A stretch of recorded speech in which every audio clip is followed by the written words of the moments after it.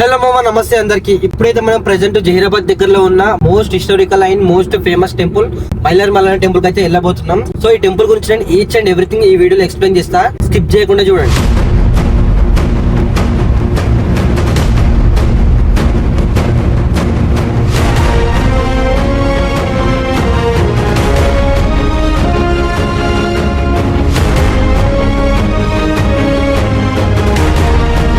పదిహేనవ శతాబ్దానికి చెందిన శ్రీ శివ మైలార్ మల్లన్న స్వామి ఖండోబా ఆలయం. ఖండోబా అనే పేరు ఎలా వచ్చిందో తెలుసుకునే ముందు ఈ ఆలయం ఎక్కడ ఉందో తెలుసుకుందాం. మన జహీరాబాద్ కి 50 కిలోమీటర్స్ దూరంలో, కర్ణాటకలోని బీదర్ 15 కిలోమీటర్స్ దూరంలో ఖానాపూర్ గ్రామంలో ఉంది.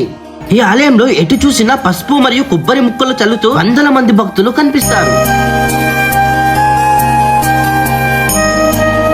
ఎందుకంటే మల్లన్న స్వామికి ఎంతగానో పసుపు మరియు కుడుకలు అంటే ఇష్టం కాబట్టి ఈ విధంగా భక్తులు పసుపు మరియు కుడుకలు చల్లుతారు.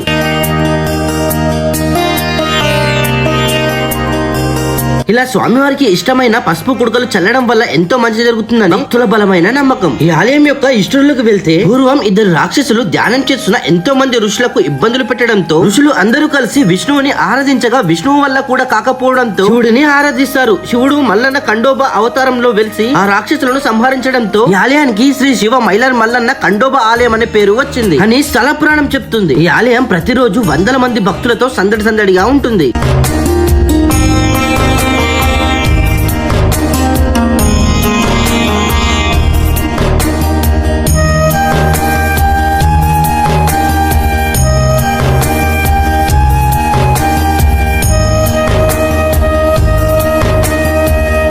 ఇక్కడ ప్రతి సంవత్సరం దసరా మరియు మైలార్ మల్లన్న జాతర మహోత్సవం అప్పుడు వేల మంది భక్తులతో స్వామివారికి ఘనంగా పూజలు జరుగుతాయి.